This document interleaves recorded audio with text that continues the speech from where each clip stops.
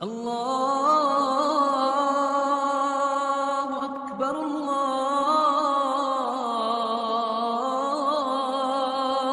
اکبر۔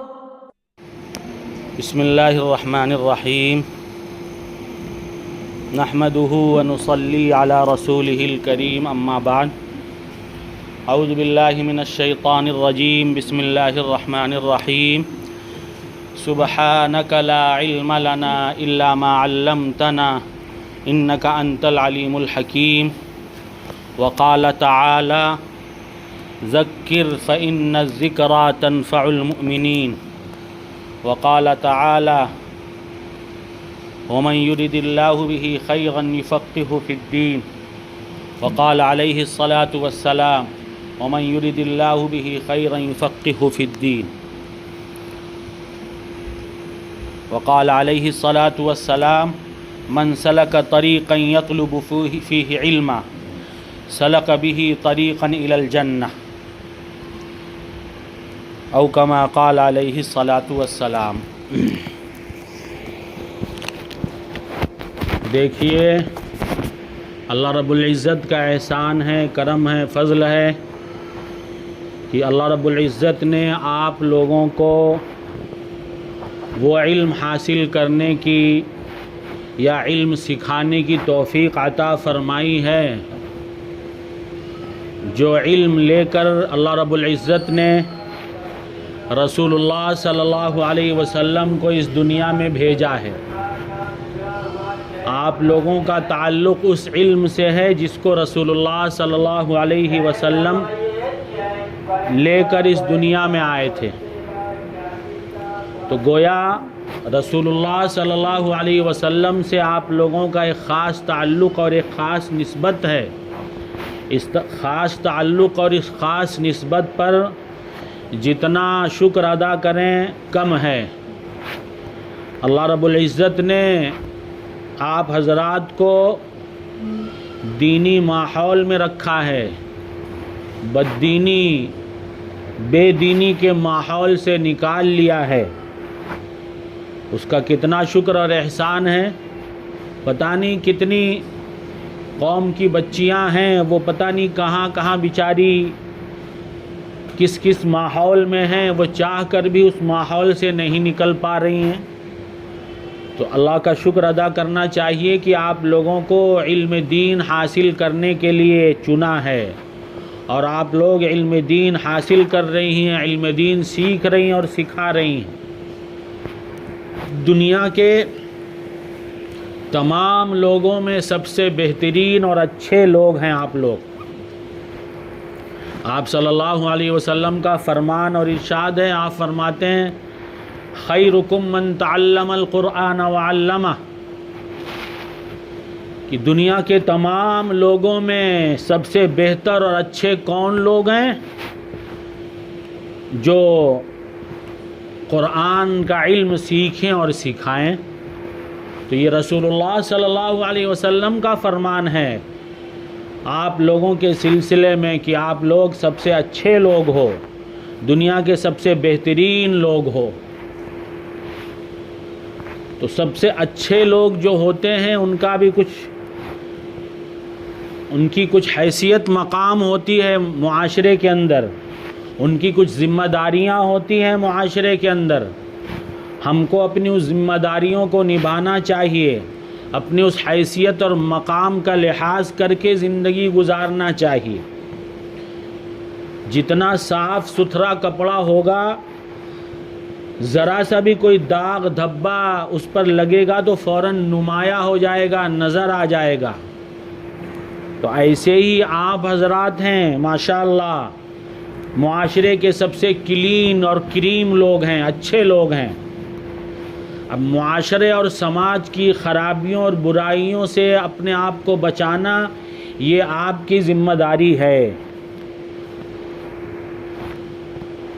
اس علم کا تقاضا بھی ہے، اس علم کا تقاضا جو آپ لوگ سیکھ رہی ہیں، جو آپ لوگ سکھا رہی ہیں، اس علم کا تقاضا ہے کہ معاشرے اور سماج کی برائیوں سے اپنے آپ کو محفوظ رکھیں، بچانے کی کوشش کریں۔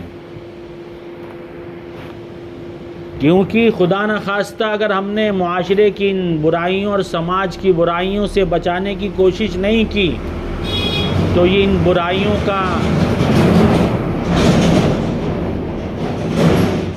برائیوں کا دھبا اور داغ آپ لوگوں پر زیادہ اور جلدی نظر آ جائے گا، اور پھر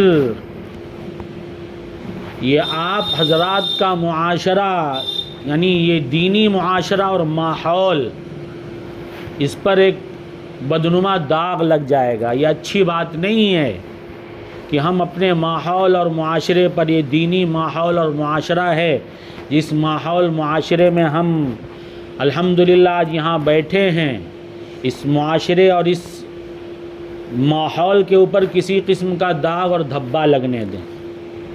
تو آپ صلی اللہ علیہ وسلم نے کیا فرمایا کہ وہ لوگ جو علم دین حاصل کرتے ہیں بہت اچھے لوگ ہیں، سب سے اچھے ہیں تم میں، تو آپ لوگ دنیا کے ان تمام لوگوں میں باقی لوگوں کے مقابلے میں سب سے اچھے لوگ ہو۔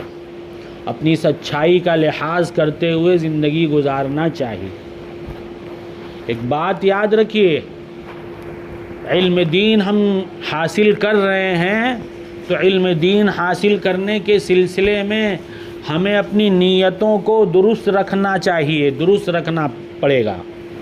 ہم علم دین کیوں حاصل کر رہے ہیں؟ اس لیے نہیں کہ یہاں سے فارغ ہو جائیں تو لوگ ہمیں آپا جان کہہ کر بلانا شروع کر دیں، عالمہ صاحبہ کہہ کر بلانا شروع کر دیں، سماج معاشرے میں ہماری عالمہ ہونے کی وجہ سے عزت ہو جائے۔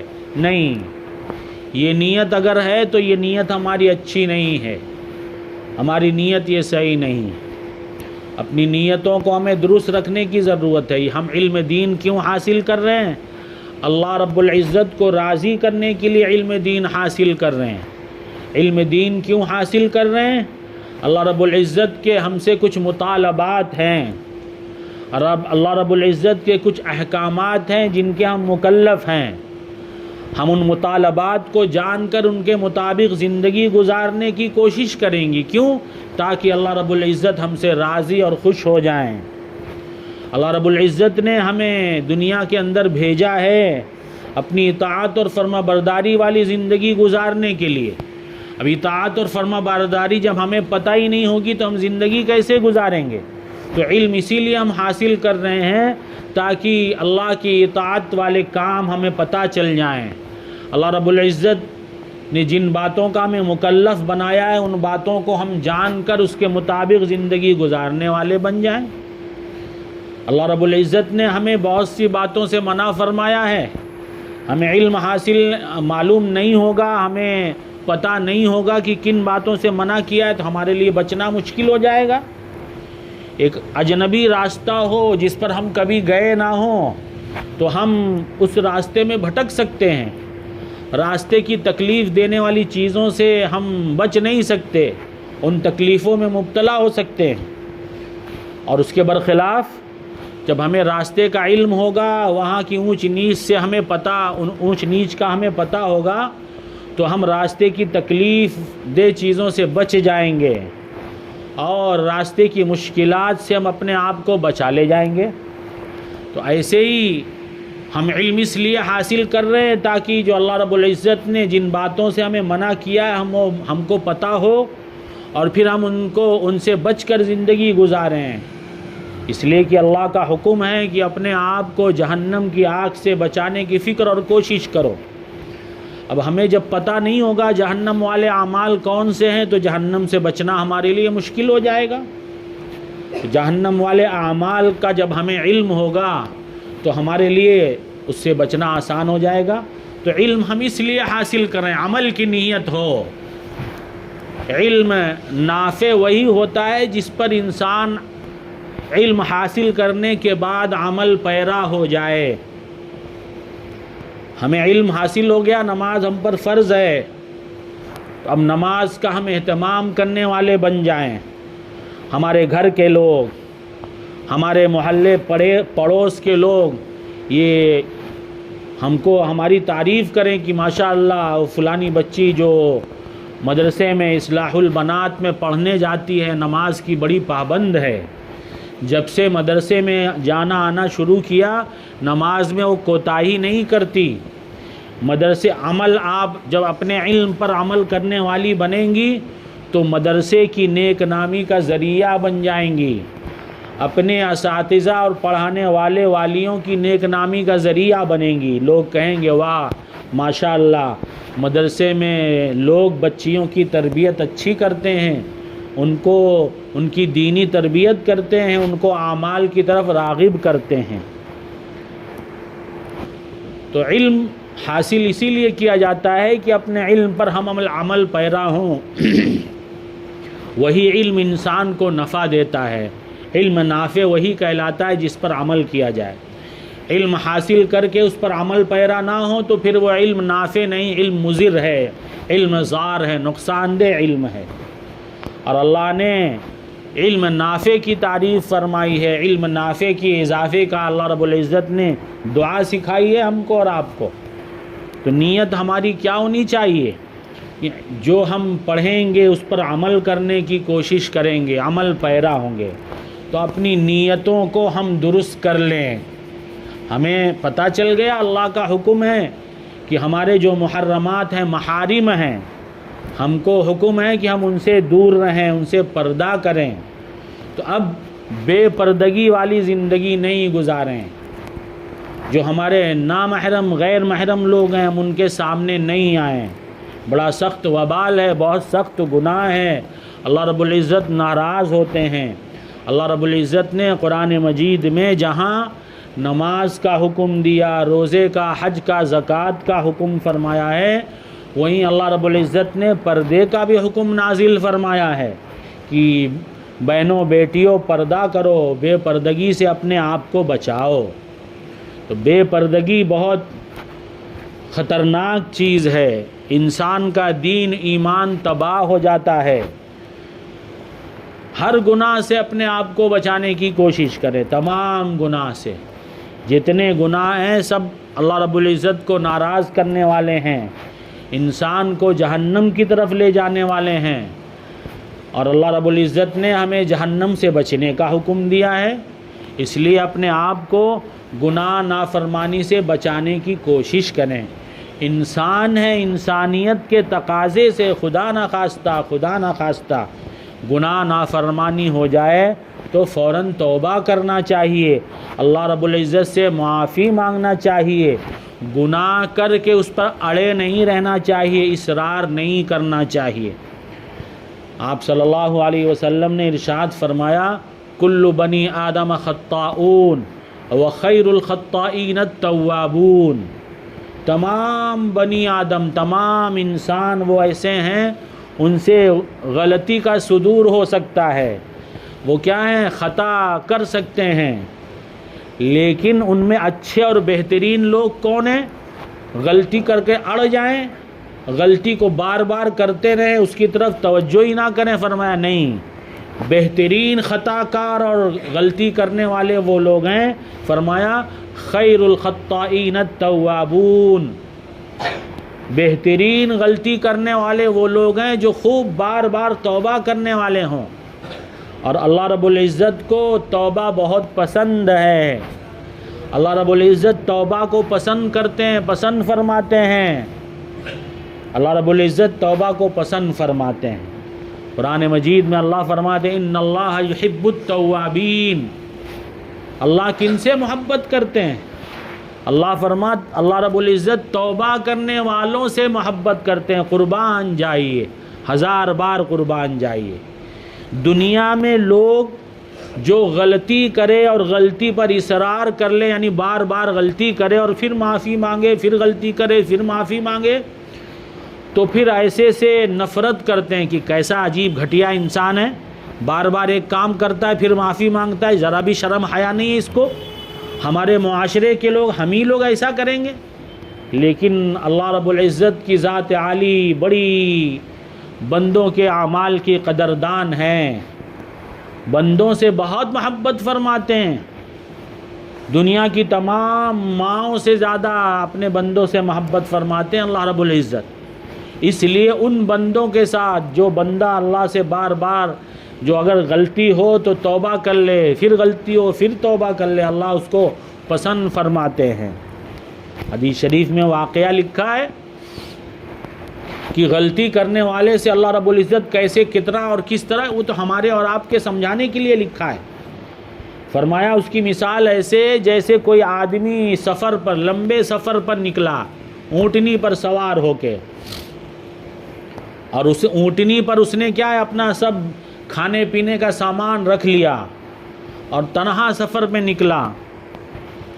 چلتے چلتے ایک جگہ چٹیل میدان میں پہنچا اور تھکا ہارا دور سے دیکھا ایک درخت، سایہ دار درخت اسے نظر آیا۔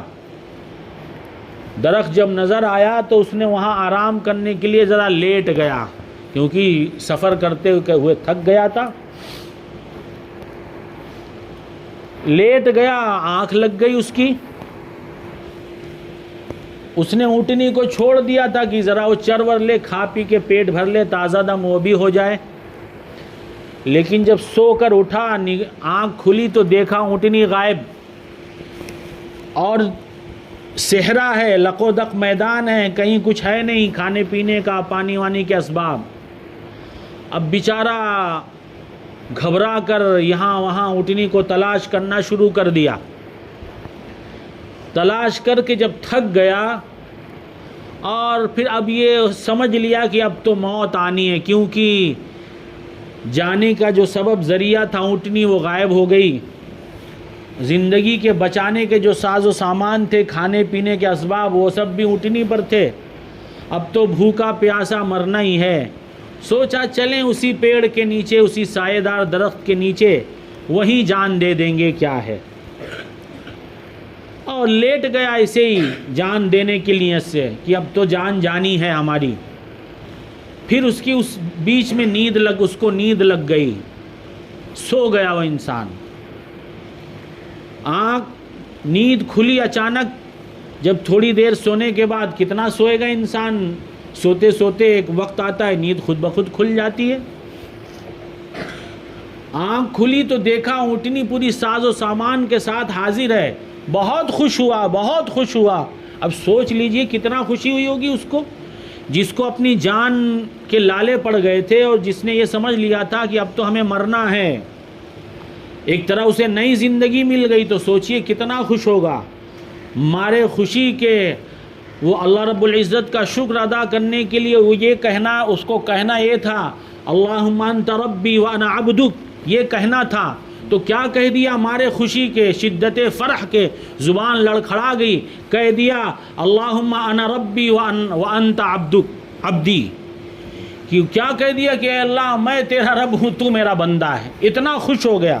یہ مطلب اپنے آپ کو نعوذ باللہ خدا نہیں کہنا تھا۔ حدیث شریف میں ہے کہ اس کی زبان ذرا لڑکھڑا گئی، مارے خوشی کے گڑبڑا گیا، کہنا کچھ تھا کہہ کچھ دیا۔ فرماتے ہیں آپ صلی اللہ علیہ وسلم نے ارشاد فرمایا، جتنا وہ بندہ اپنے ساز و سامان کے ملنے کے بعد خوش ہوا، اس سے زیادہ خوش اللہ رب العزت اس بندے سے ہوتے ہیں جو گناہ نافرمانی کرنے کے بعد توبہ کر لے۔ کتنے مہربان اور قدردان ہیں ہمارے اور آپ کے اللہ رب العزت۔ اب اس کی مہربانی اور قدردانی سے اگر ہم فائدہ نہ اٹھائیں تو ہم سے بڑا بدنصیب کوئی نہیں۔ گناہ ہونا یہ غلط بات نہیں، ہم تو انسان ہیں، خطا نسیان سے کے مرکب ہیں۔ یہ تو کہاوت ہے اول الناس اول ناس، کہ دنیا کا سب سے پہلا انسان، اس سے غلطی ہو گئی تو جو ہمارے باپ ہیں، ابو البشر ہیں، جب ان سے غلطی ہوئی تو ہم بھی انہی کی ذریت ہے تو ہم سے بھی غلطی ہوگی۔ لیکن ان کا کمال کیا تھا، ان سے غلطی ہوئی فوراً متنبہ ہو گئے، فوراً اللہ رب العزت کے سامنے جھک گئے، اللہ سے توبہ استغفار معافی مانگا۔ یہ انسانیت کا کمال ہے۔ شیطان سے غلطی ہوئی تو شیطان اکڑ گیا اور اپنی غلطی کی توجیحات نکالنے لگا تو کیا ہو گیا، مردود ہو گیا۔ تو انسان ہے، غلطی کوتاہی ہر ایک سے ہوتی ہے۔ تو غلطی کوتاہی ہونے کے بعد فوراً اللہ رب العزت سے معافی مانگ لے، توبہ کر لے۔ تقویٰ کا مطلب یہ نہیں کہ انسان سے غلطی نہیں ہوگی، تقوی کا مطلب یہ ہے کہ اگر غلطی ہو جائے تو فوراً توبہ کر لے، فوراً معافی مانگ لے۔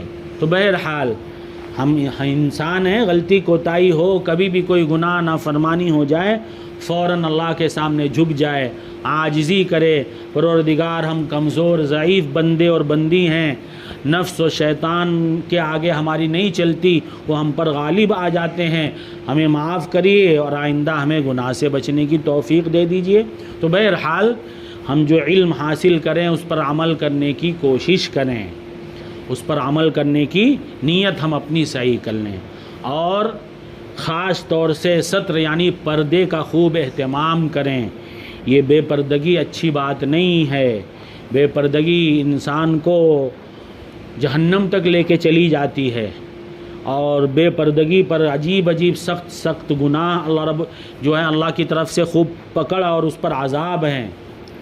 ہمارے کالینہ میں ایک عورت کا انتقال ہونے والا تھا، ہماری اماں ان سے ملنے گئیں تو اماں کو آپا کہتی تھیں، کہنے لگی آپا دیکھیے ہمارے سر کا بال سب اڑ گیا ہے، سب سر کا بال نکل گیا، جھڑ گیا جسے ہم لوگ کہتے ہیں۔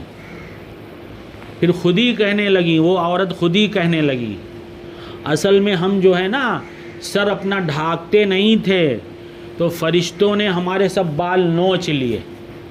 اب اگر ہم اپنے بال وغیرہ کو کھلا رکھیں گی، غیر محرم کے سامنے اپنا بال کھول کر چلیں گی تو پھر فرشتے ہمارے بالوں کو نوچ لیں گے۔ ہمارے ماحول معاشرے کے اندر یہ کیا نام ہے، ایک بڑی بیماری ہے بچیوں میں کہ بال ان کے گرنے لگتے ہیں، تو ایک گناہ کا بھی سبب ہوتا ہے، بسا اوقات بیماری بھی ہوتی ہے۔ تو ستر اور پردے کا خوب اہتمام کریں، علم جو حاصل کریں اس پر عمل کرنے کی کوشش کریں، عمل کی نیت سے حاصل کریں، اور جو ہے آپ لوگ یہاں جو الحمدللہ علم حاصل کر رہی ہو، بڑی فضیلت کی بات ہے۔ حدیث شریف جو ہم نے پڑھی، آپ صلی اللہ علیہ وسلم نے ارشاد فرمایا، جو کوئی علم حاصل کرنے کے لیے کسی راستے پر چلتا ہے، علم حاصل کرنے کے لیے کسی راستے پر چلتا ہے تو اس راستے کے ذریعے وہ جنت تک پہنچ جاتا ہے۔ تو گویا آپ لوگ روزانہ جنتی راستے کی طرف چلتی آتی جاتی ہو۔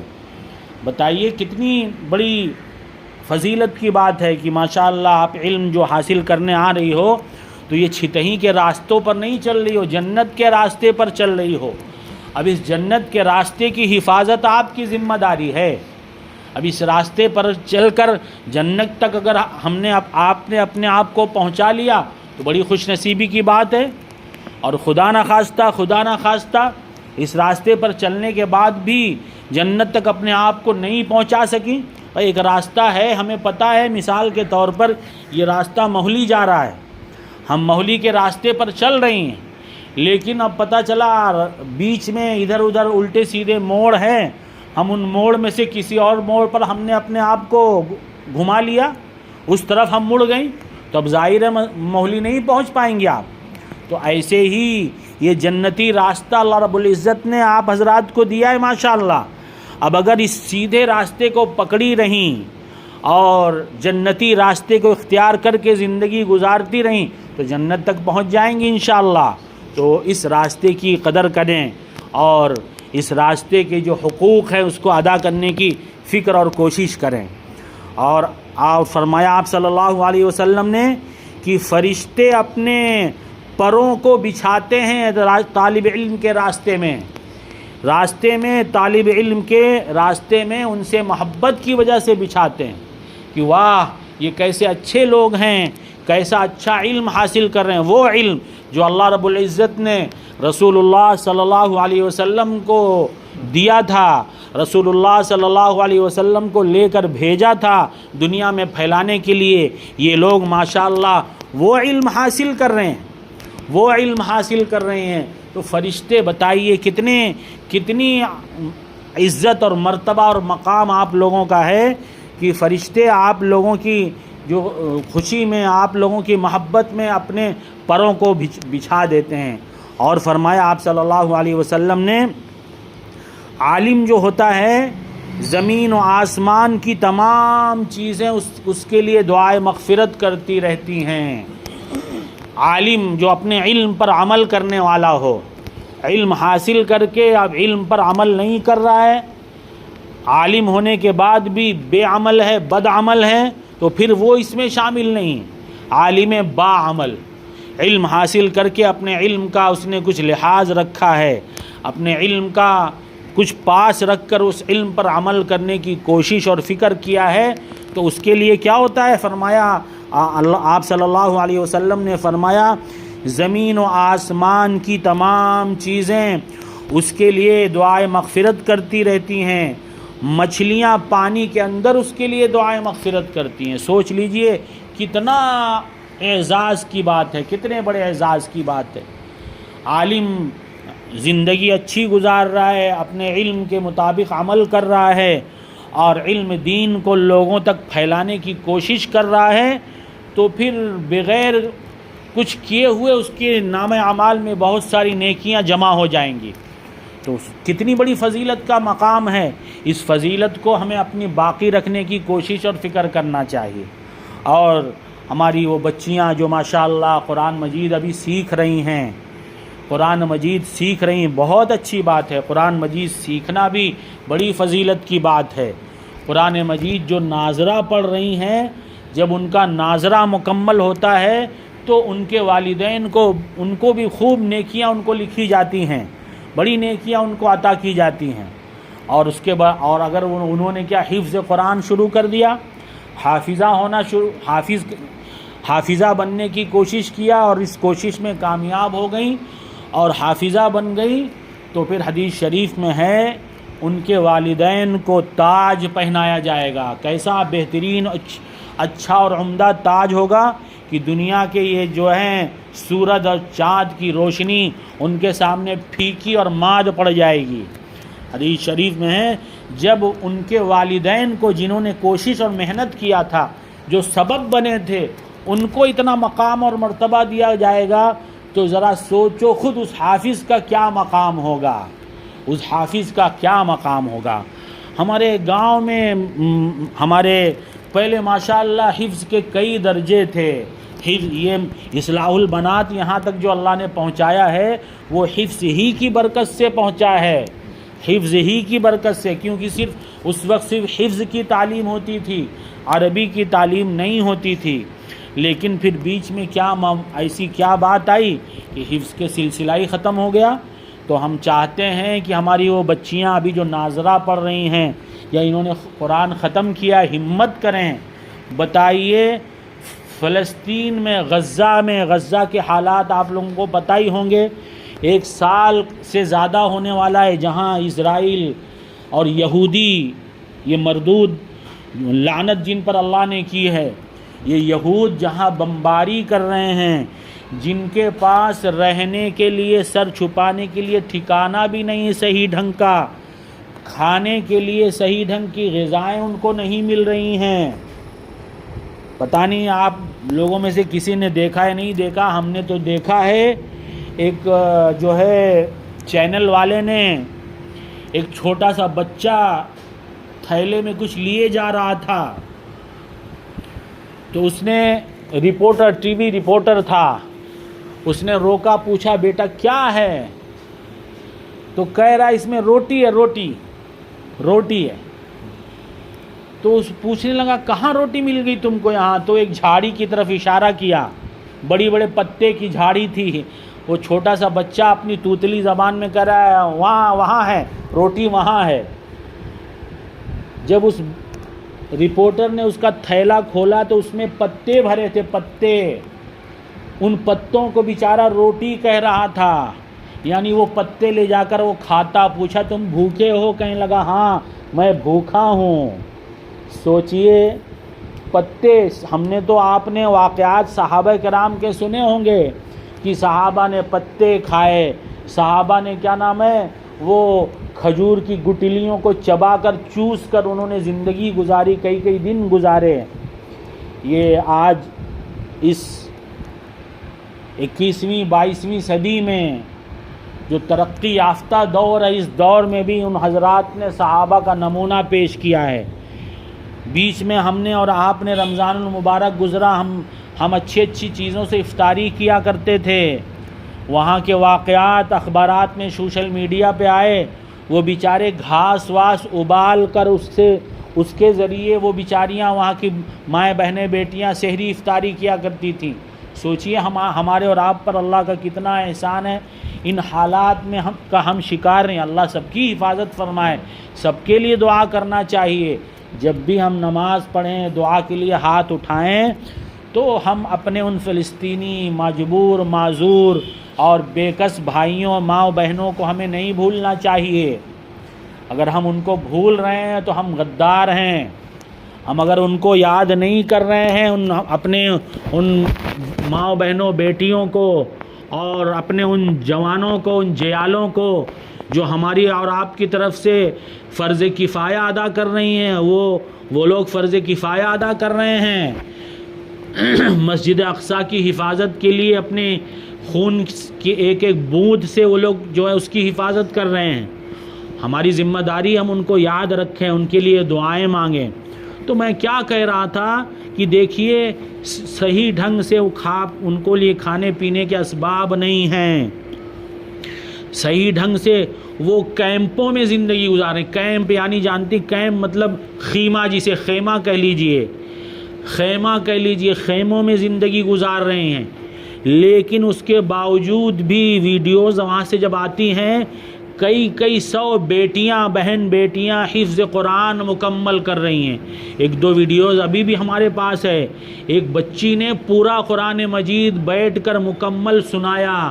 سورۃ الناس جہاں پہنچی لگی بیچاری زور زور سے رونے. یہ شکریہ کا آنسو تھا اللہ رب العزت.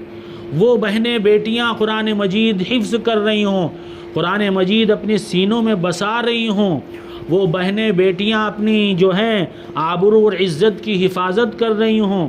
وہ جو ہیں غیر محرموں نامحرموں سے پردہ کس طرح کہتی ہیں کہ ہم جب رات کو سوتے ہیں تو برقع پہن کر چادر وغیرہ اچھے سے اوڑھ کر سوتے ہیں. کیونکہ پتہ نہیں کل کا سورج ہم دیکھ پائیں یا نہ دیکھ پائیں.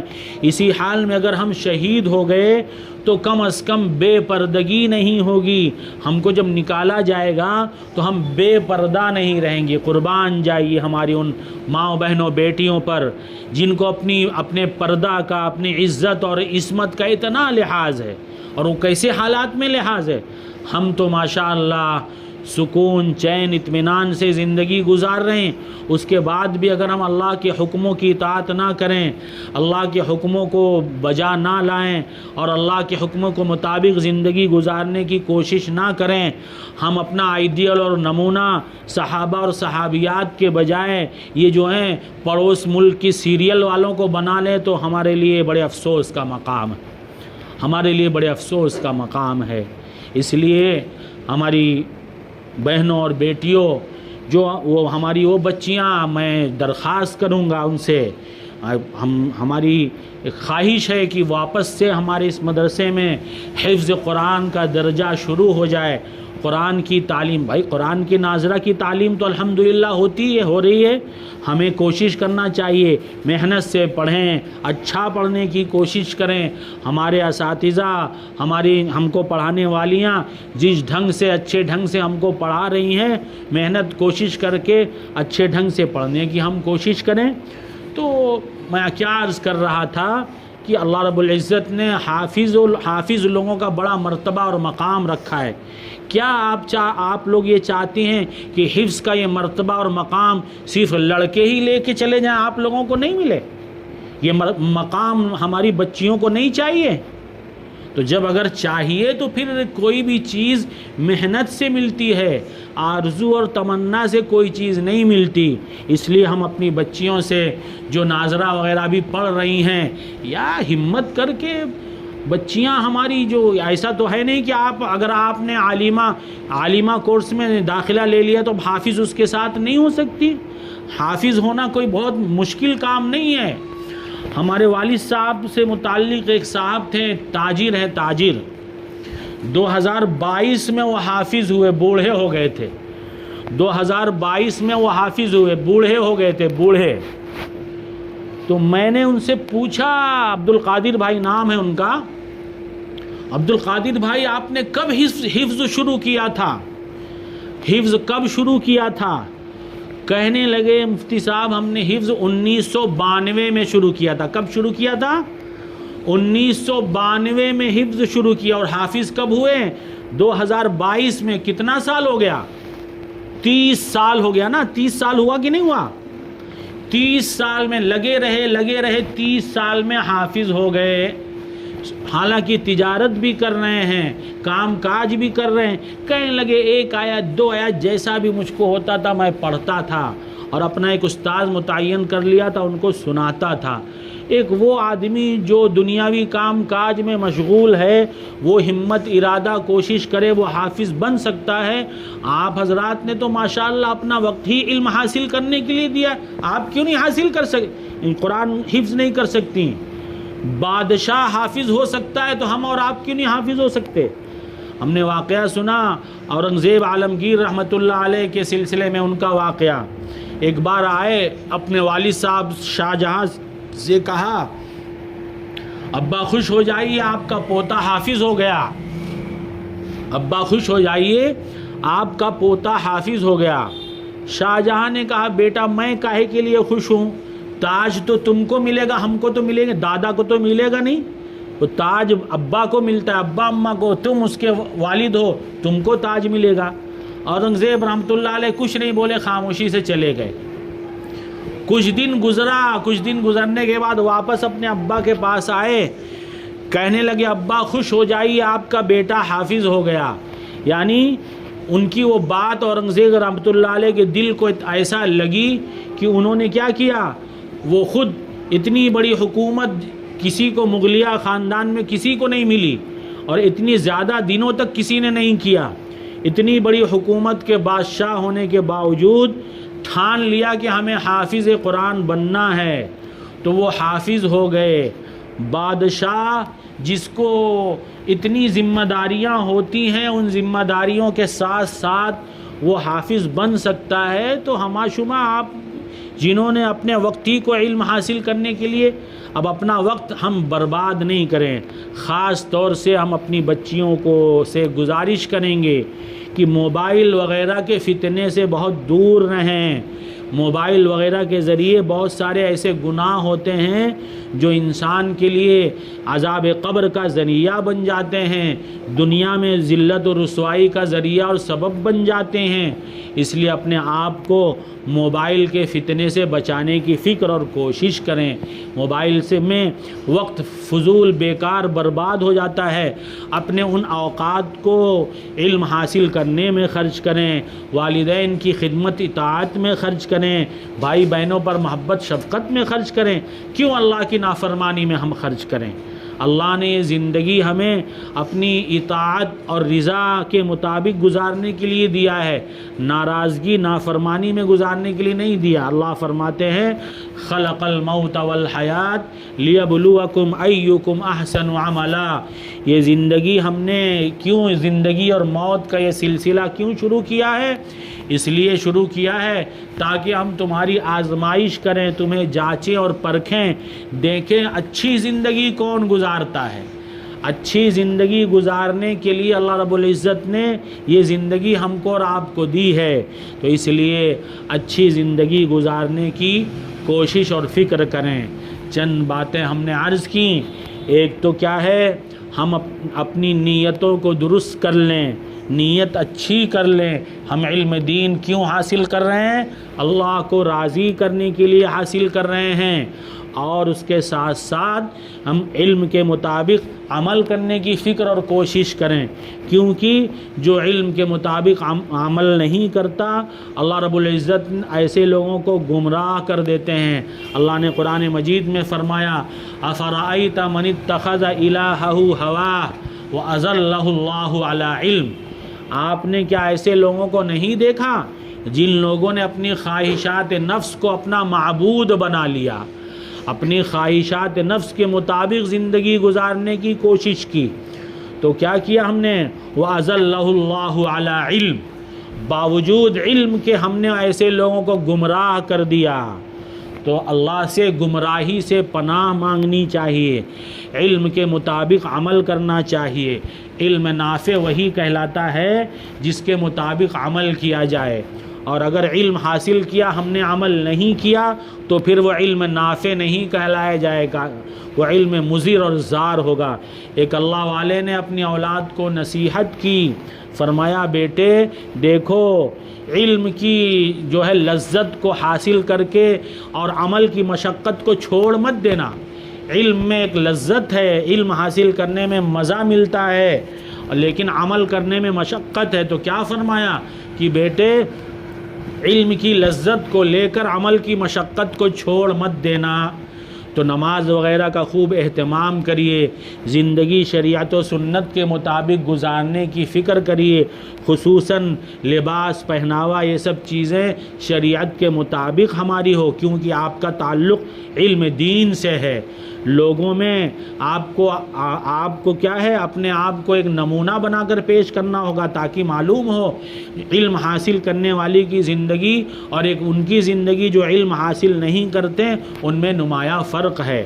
اور دوسری خاص بات، گناہ نافرمانی سے اپنے آپ کو بچانے کی فکر کریں، بے پردگی بے حیائی والی زندگی سے اپنے آپ کو بچانے کی کوشش کریں۔ اور خاص بات کہ ہماری وہ بچیاں جو ناظرہ پڑھ رہی ہیں، ابھی قرآن صرف حاصل کر رہی ہیں، علم قرآن سیکھ رہی ہیں، جلدی خوب محنت کر کے یہاں جیسے آپ لوگ استاد کے سامنے پڑھتی ہو، بہت اچھی بات ہے۔ یہ تمام بچیوں کے لیے گھر میں بھی جا کر اپنا کچھ وقت ایک گھر کا کام کاج بھی کریے۔ ایسا نہ ہو کہ علم حاصل کر رہے ہیں تو گھر والوں پر بوجھ بن جائیے، نہیں، ماں باپ پر بوجھ نہیں بنیے، گھر کا کام کاج بھی کریے، ان کو آرام و راحت، اپنے والدین کو آرام و راحت پہنچانے کی کوشش کریے۔ پھر کچھ وقت فارغ کر کے جو آپ نے یہاں اپنے اساتذہ سے، اپنی معلمات سے جو پڑھا ہے اس کو گھر پہ دہرانے کی کوشش کریے، تو اس سے علم محفوظ رہے گا۔ اور نماز وغیرہ کا اہتمام کریے، گناہ نافرمانی سے بچنے کی کوشش کریے، اور ہم وہ بچیاں حفظ کے لیے خوب محنت اور کوشش کریں، قرآن اچھا سیکھنے کی فکر اور کوشش کریں۔ اور ایک آخری بات، ہم نے والد صاحب رحمۃ اللہ علیہ سے سنا، بار بار مدارس میں جہاں جاتے تھے وہاں فرمایا کرتے تھے کہ دیکھو حضرت شیخ الحدیث مولانا زکریا صاحب رحمۃ اللہ علیہ اس بات کی ترغیب دیتے تھے مدارس کے لوگوں کو، آپ لوگ بھی مدرسے والی ہو ماشاءاللہ، فرماتے تھے دیکھیے حدیث شریف میں آتا ہے کہ جس دنیا میں جب تک کوئی اللہ اللہ کہنے یعنی اللہ کا نام لینے والا باقی رہے گا تب تک اللہ رب العزت دنیا کو تباہ نہیں کریں گے، دنیا کو ختم نہیں کریں گے، حدیث شریف ہے۔ فرمایا اسی طرح جن مدارس میں اللہ کا ذکر ہوتا ہے، اللہ کا ذکر کیا جاتا ہے، اللہ رب العزت اس مدرسے کو بھی ہمیشہ باقی رکھیں گے، آباد رکھیں گے۔ میں نے کبھی وہاں سے کہا تھا لیکن اس سلسلے میں وہ فکر نہیں ہوئی۔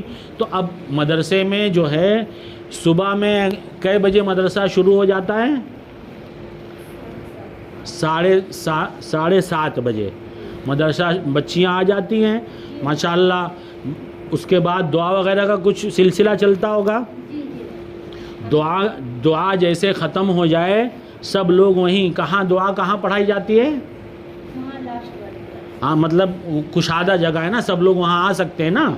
ہاں دعا ہو جائے تو سب معلمات اور بچیاں سب بیٹھ جائیں، بیٹھ کر 100 بار لا الہ الا اللہ لا الہ الا اللہ پڑھ لیا کریں، ٹھیک ہے؟ اور پھر 100 بار اللہ اللہ اللہ اللہ، بس یہ 200 بار پڑھنا ہے۔ تو یہ ذکر کی برکت کیا ملے گی؟ ذکر کی برکت یہ ملے گی کہ انشاءاللہ اس کا نفع یہ ہوگا ہم کو کہ ہمارا مدرسہ قیامت تک انشاءاللہ باقی رہے گا، اور اس کی ضروریات باقی ظاہر ہے، باقی رہنے کے لیے ضرورت کی اس کی جو ضروریات ہیں، حاجات ہیں ظاہری اور باطنی، یہ سب پوری ہوتی رہیں تبھی تو باقی رہے گا، ورنہ اگر یہ خدا نہ خواستہ یہ سلسلہ ختم ہو جائے، رک جائے، تو پھر یہ باقی نہیں رہ پائے گا۔ تو اس کی برکت سے اللہ رب العزت کیا ہیں، وہ ضروریات پوری کرتے رہیں گے تو کتنا نفع ملے گا؟ ہم کو اب خود ذکر کا فائدہ ملے گا، ذکر کی عادت بن جائے گی۔ تو حدیث شریف میں ہے اللہ رب العزت فرماتے ہیں انا جلیس من ذکرنی، میں اس کے ساتھ ہوتا ہوں جو میرا ذکر کرتا ہے۔ ابھی ہم نے جلدی پیر صاحب کا ایک بیان سنا، پیر صاحب فرماتے ہیں کہ موسیٰ علیہ السلام سے اللہ رب العزت نے فرمایا اے موسیٰ علیہ السلام کیا آپ چاہتے ہو کہ میں آپ کے ساتھ رہوں؟ اتنا سننا تھا، موسیٰ علیہ السلام سجدے میں گر پڑے، اٹھے، فرمانے لگے پروردگار یہ کیسے ہو سکتا ہے، آپ میرے ساتھ میرے گھر میں رہیں گے؟ ارشاد فرمایا انا جلیس من ذکرنی، جو مجھے یاد کرتا ہے میں اس کے ساتھ رہتا ہوں۔ اللہ کا ساتھ جس کو حاصل ہو جائے تو پھر کیا پوچھنا، دنیا بھی آباد ہو جائے آخرت بھی آباد ہو جائے۔ اب جب ہمارے مدرسے کو اللہ کا ساتھ حاصل ہو جائے گا ہمارا مدرسہ بھی آباد ہو جائے گا، تو اس لیے کیا کریں، ذکر کے اہتمام کریں گے انشاءاللہ۔ تو ایسا ہے ماشاءاللہ قاری صاحب بھی بیٹھے ہیں، ہم بھی ہیں، آپ لوگ بھی ہیں، چلیے آج ہی سے شروع کر دیا جائے۔ آپ لوگ وہاں بیٹھ کے پڑھ لیجئے، ہم قاری صاحب یہاں بیٹھ کے پڑھ، دھیری آواز میں، آپ لوگ زور سے نہیں پڑھیے گا، بس دھیری 100 بار کلمہ طیبہ پڑھ لیجئے اور 100 بار اللہ اللہ پڑھ لیجئے۔ اللہ رب العزت جو باتیں کہی سنی گئی ہیں عمل کی توفیق عطا فرمائے، اخلاص عطا فرمائے، ہم سبوں کو شریعت و سنت کے مطابق زندگی گزارنے کی توفیق عطا فرمائے۔ وآخر دعوانا الحمدللہ۔